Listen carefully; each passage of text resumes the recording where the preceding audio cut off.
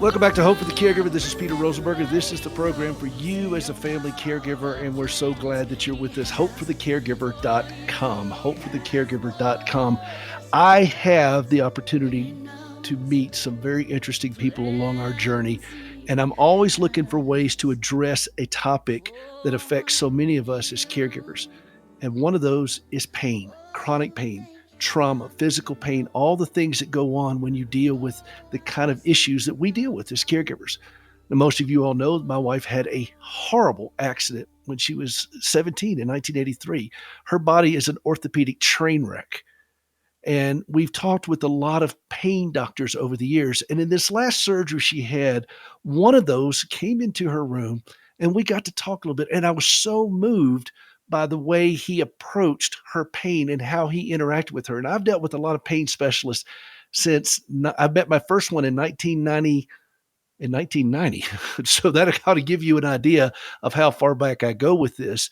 And this gentleman was just it really was extraordinary to watch him work. And he had a whole bunch of residents in tow with him, and they were all taking notes, and they came into the room and we just started to have these amazing conversations. And I watched how gentle and tender he was with Gracie and understanding, and yet he was just bubbling. He loves his work. And so I wanted to have him on the program. This is Dr. Roland Flores, and he is at the University of Colorado Medical Center. And he's a professor, pain management, acute care. And so I wanted just to introduce him to you all, and let's have a dialogue so that you can understand a little bit more about this journey. Some of you are just now stepping into the world of chronic pain. And I want to give you as much information as you possibly can so that you can navigate this a little calmer. It is not just the loved one that is in pain. Pain is a part of your life. When you're dealing with a chronic pain patient, there are multiple things going on. And if we don't prepare ourselves for it, if we don't educate ourselves, it's going to take us under. So, Dr. Flores, thank you very much for taking the time with this. I really do appreciate it. Of course, very happy to be here, Peter. All right, before we get too far down this road, I know this sounds very fundamental, very basic, but share with us the difference between acute pain and chronic pain and how pain management teams approach those two different types of pain. Sure. So I think when I got started in this, now going on almost 15 years ago, there was a much kind of larger differentiation between chronic and acute pain. Chronic pain, as it has been traditionally defined, is a kind of a painful condition that goes on for 6 months or more. And acute pain falls into the category essentially of pretty much everything that is not that. The way I kind of go about it a little is that if you've been blown up, run over, stabbed, shot, had a difficult surgery, some kind of injury or surgical trauma, then my team, my acute pain team, is who is called to help manage that type of thing. I think what has happened in the last probably decade, maybe a little less, is that, like I said, those lines have been blurred a little bit. And what my practice now, what I kind of see predominantly, what I've tried to focus my attention on is acute pain in the chronic pain patient. Someone who had a painful condition, again, kind of before something happened to them, whether that's injury or surgery, and how those two things now interact with each other. And so that's kind of, from my point of view, like I said, what I specialize in. The way that we approach that is to kind of figure out kind of what happened to this patient initially, what is their chronic pain problem or chronic pain issue, how has that been managed long term, and then how this new traumatic event kind of fits into that whole picture. Well, that's what really impressed me, is because when you came in, I've dealt with so many doctors that came in hot with Gracie and saw she's in pain. Okay, we just throw this brick of drugs at her to kind of get her pain, but not really understanding that this is a woman who's lived with pain now since Reagan's first term. And she's had to work out some of that in her own mind and her body and everything else. And you can't just jump into this, parachute into this without understanding that kind of history. And the way you approached this was what really touched my heart because I thought, okay, fine, here's somebody who speaks this language, who gets this. And you guys came with this multimodal approach, which I thought was so effective with her, that recognizing that, okay, there's no way we can take all of this away from Gracie. There's no way that we can fix this problem, but what we can do is better equip her to navigate through this. And I thought, man, this is something we need to talk about on the program. Eh, Let me ask you this. What would you like if you had your wish list? What would you like for every caregiver of a chronic pain patient to know? That's a big question. I understand. It But is a big if you question. had your wish list on that, what would you like for them to know? It's kind of a funny when I think about that a little bit. The first thing that pops into my mind actually is that I need your help. It's almost impossible for me to help people in these situations without the help of their family and their friends and the kind of the people that know them best. And so I really think when I kind of approach these situations, the thing I need most is for this to be kind of a team effort. And I realize a lot of times when I meet patients and I meet their families and their caregivers for the first time, this is an incredibly stressful situation. Either something horrible has happened, some kind of horrible injury or a very difficult surgery, very difficult diagnoses. And so I'm meeting them at a very vulnerable time. Many of them have seen other pain management specialists, have a lot of other specialized care kind of working for them, but have some preconceived notions about kind of what I do, how I can approach their loved ones or the person they're taking care of. And I think one of the very important things is that there's a lot of stigma, I think, surrounding chronic pain and the management of chronic pain. And that the thing I really need from caregivers and from the people who know these patients best is to really know everything that's happening or that has happened for this patient, the things that have worked, the things that haven't, the side effects of treatments, how they've dealt with certain situations psychologically and emotionally. And I think what I really want people to know is that I really want and need their help. It's impossible to best treat their loved ones if I don't know everything. And the only way that I can know everything is for us to all work together. This is so important. And you're right. We're so stressed about this situation. And I remember so many times when I would just go into a panic trying to get Gracie out of pain or talk to the doctor, put pressure on her, do this and this and this. And I was just in a free fall state of panic because I'd never seen anybody in the kind of pain she was in. And so I didn't have any experience. They didn't teach me this in music school. And so I had to learn, I had to slow my heart rate down a little bit and learn to speak a little bit more calmly and understand the process. We didn't get here overnight. We're not going to get out of this overnight. And we may not get out of it at all, but what we can do is get through it. And walk through it without having a panic attack.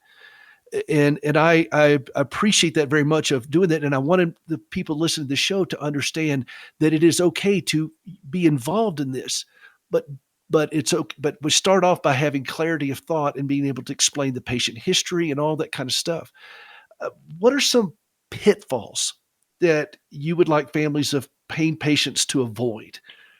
Some real danger areas for them. Sure. So I think probably the most difficult thing is when patients and their families come in with kind of preconceived notions, preconceived kind of a feeling of how things will have to go. I think that every patient is different. Every patient kind of has their own idiosyncrasies in terms of managing their pain. And so oftentimes they come with an idea of how things have to be, certain management strategies, certain ways that that they're approached, or when I'm talking to caregivers, how their loved ones are approached.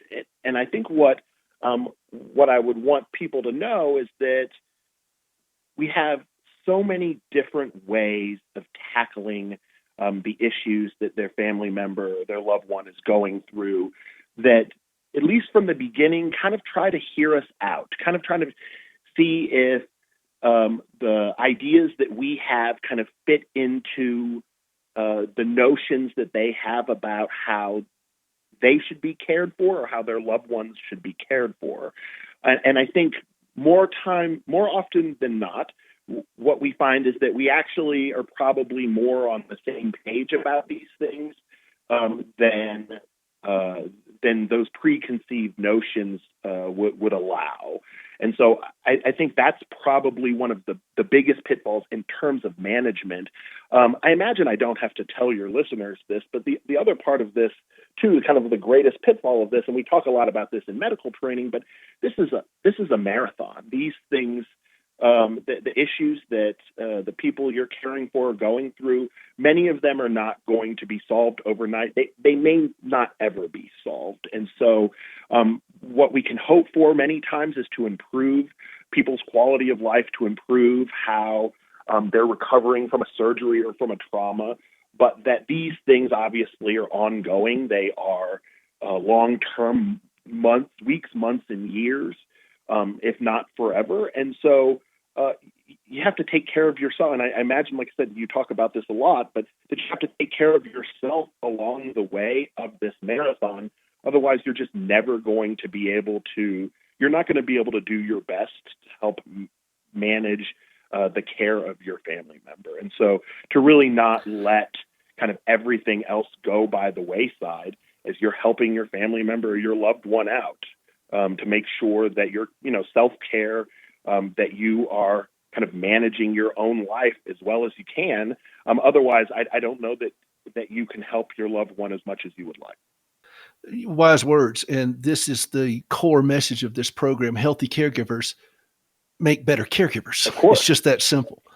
And so if you can bear with me for one more segment here, we're going to go to a break in just a minute, but I wanted to address that issue because this is an issue I think that a lot of caregivers get tripped up in. That, okay, we're going to see to our own emotional, physical, financial, professional health after our loved one gets better, or possibly even after they get worse. But we cannot wait for them to get better or worse to deal with some of these realities. And I also want to address the impact of chronic pain that is not just localized in that patient, that it is part of every part of your life. If you're in relationship with a chronic pain patient, we're talking with Dr. Roland Flores. He is a professor in acute pain management, University of Colorado Medical Center, and he has my eternal gratitude. This is Peter Rosenberger. We'll be right back.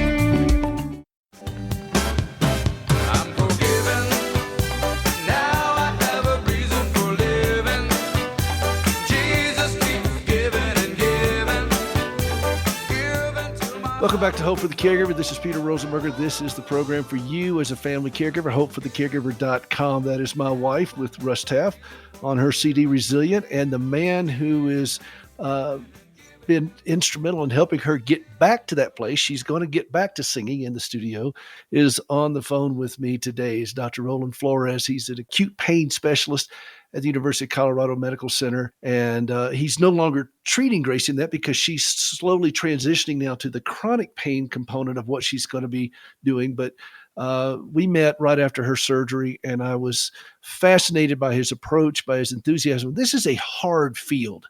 Pain management is no easy place to go to as a physician because you're around very difficult things all day long. And you can't solve a lot of these things. You can help them, you can equip them, you can fortify them, you can ease them, but you can't solve it. You got to learn to work with very high stressful situations. And so I wanted to have this conversation with him today for your benefit so that you can hear from somebody who is at the top of his game of dealing with this very painful issue, difficult things to talk about with patients and their families. And yet, okay, how do we deal with this? Because as caregivers, this is our world. So, Dr. Flores, I just want to jump right back into something that you were addressing before the break about we caregivers learning to deal with this. And what discouraged me, and I've really been on a mission with this, is that for so many years, a lot of doctors threw so many opioids at Gracie trying to deal with her pain management. Turns out she didn't need as many as they gave her. She didn't need a fraction of that. She needed a different approach, which we've been working on for some time now.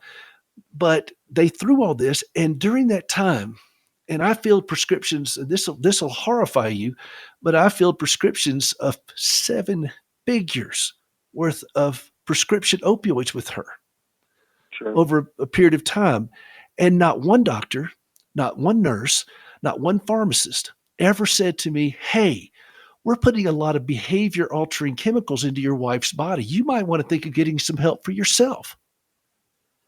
And nobody ever said it, so I didn't know. Sure. And it caused me to go into a dark place as well. And so that's why I'm trying to introduce this concept as best as I can to listeners, to people, to fellow caregivers, to help understand, okay, look, if you're treating somebody for chronic pain and there are any kind of behavior altering drugs, whether it's benzos, whether it's opioids, whatever, step back a little bit and seek out some places for yourself to get some help, some counseling, some support groups, recovery programs like Al-Anon or whatever. It does whatever, wherever you find people who are wrestling with something they can't control and learning to live with it peacefully, that's a good place for you to go find some help. And are you seeing that with family members along your journey, that they're themselves so torqued up that they can't hardly function very well? So it's a little difficult kind of to tease that out sometimes. Obviously, my attention is so focused on the patient. I think, you kind of hinted at something that I think is really important, talking about kind of certain classes of medications and how they affect people psychologically and affect people emotionally. I think we have to really be cognizant of the fact that obviously people who are suffering from chronic pain and chronic debilitating pain have a high incidence of depression and anxiety that is related to and associated with that pain and the suffering that's associated with that, and that sometimes these medications can complicate those issues. Sometimes people had some of those kinds of issues before whatever caused their chronic pain.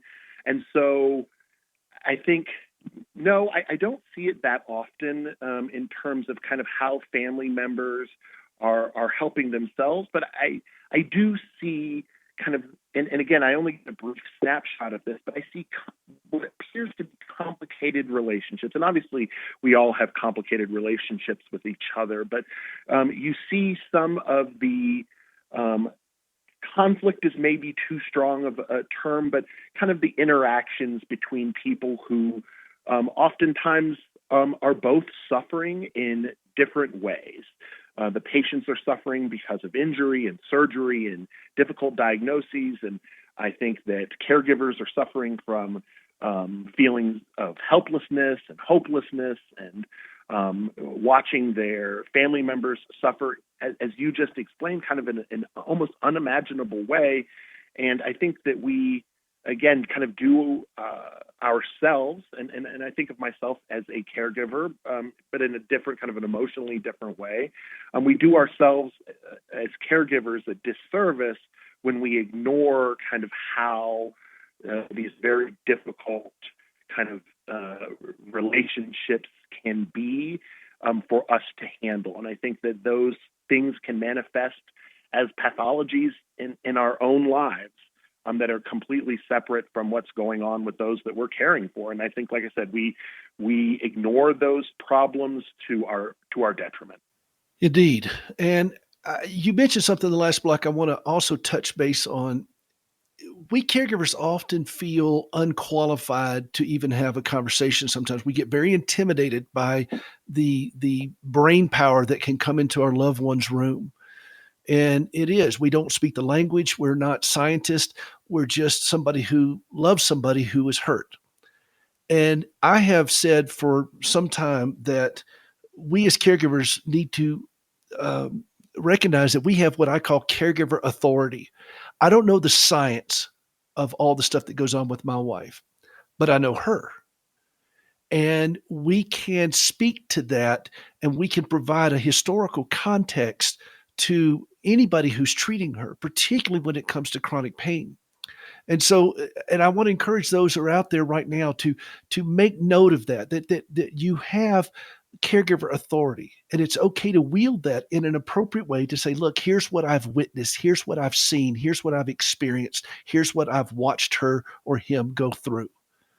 And these are things that will be extremely helpful to your physician. I'm going to pivot just a second here, but can you to this topic, can you talk about this new study that's out on the long-term cognitive effects of benzodiazepines, and what we as caregivers may need to watch for on some of this stuff, or do you put a lot of stock into that? I don't know the study that you're talking about specifically, but I do think kind of the long term. Some of these kinds of medications, benzodiazepines, opioids, other classes of medications, they have effects that go beyond pain management. And sometimes we talk about ways that, kind of in a technical way, we talk about it in an allostatic reset, but that, patients who may take benzodiazepines for anxiety may find that later in their treatment that they have more anxiety, that patients who take opioids for pain management may find that later on they have more pain. And I think these are difficult kind of side effects of incredibly important and useful medications, and that we kind of long-term use of those medications may have effects that we are beginning to kind of see kind of that picture more and more in those patients. And we really do need to kind of watch out for the long-term cognitive effects of many classes of drugs. And we now, even within anesthesiology, talk about the long-term cognitive effects of anesthesia-type drugs on patients. And so these are not without, that oftentimes many of those medications are used for the short-term management of certain conditions, and that the side effects of their use for the long-term management may be kind of intolerable either to a patient or to those around them, and that those issues require a lot of exploration for both us in science and. Well, I want to address one subject you pointed out just there, but we need to watch and revisit some of these things. And please understand this, to my listeners here. Please understand that when you're dealing in this world, it's not a one and done kind of thing where, okay, we got this and this is the track and we're going to be this way and for decades and years, and we'll just kind of maintain. These things need to be revisited when you're dealing with this kind of trauma or this kind of significant pain issues. They need to be revisited often and have those conversation of, okay, do we need to tweak this or move this or whatever? And this is where we as caregivers can come into play, because we're observing this loved one all the time. And so I wanted to close up with this last question to you: is what type of questions would you recommend that patients and caregivers have when they meet with their care team, their patient care team? And this is, we only got about a minute or so, but what's the main questions or something you might want to have them write down? Sure. So I think this is a very important part of this. But I think a lot of patients and a lot of caregivers, what they really want to know is what's the plan? What are we going to do right now? If that works, what is going to be the next step and the next step and the next step? Because, like I said, I think that there is a lot of people come in with preconceived notions. They come in with, again, feelings of helplessness and hopelessness. And I think what many people want is a plan and kind of what the A, B, and C is going to be. And if those don't work, what the X, Y, and Z is going to be. And a timetable for that plan, kind of when to expect results, when to worry, when not to worry, to really get a feeling that the person who's helping them, the medical professional who's helping them, has a plan, has an idea of where to go, and has some options for them. The other thing that I think really helps a lot of people feel more comfortable in these situations, and I think both for caregivers and for patients, is who is going to be available to my loved one while they're here if they're having a real problem, if they're having a pain crisis, if they're having a psychological crisis, if they feel like they need help, and especially at kind of the strange hours of the day, at night and on weekends and during holidays, who is it who's going to be able to visit them, evaluate them, manage them, and what is the plan for that? I really think that when maybe we don't necessarily have all of the answers, but if we have a plan, we have options, we have possibilities, then some of that feeling of hopelessness, some of that feeling that no one has heard them and figured out kind of how to help manage them, maybe some of that anxiety can be assuaged for people, and I think that that's incredibly helpful. Well said. Well said. We're out of time on this, and I want you to know how much I appreciate this. You really did me a solid on this one, so thank you for calling in. Dr. Roland Flores, University of Colorado Medical, and he has brought so much insight to me through this journey with Gracie, and I thank him for coming today, and I hope it's been as meaningful to you all as it has been to me. Dr. Flores, thank you. Thank you so much for having me, Peter. I appreciate it. This is Peter Rosenberger, hopeforthecaregiver.com. We'll be right back.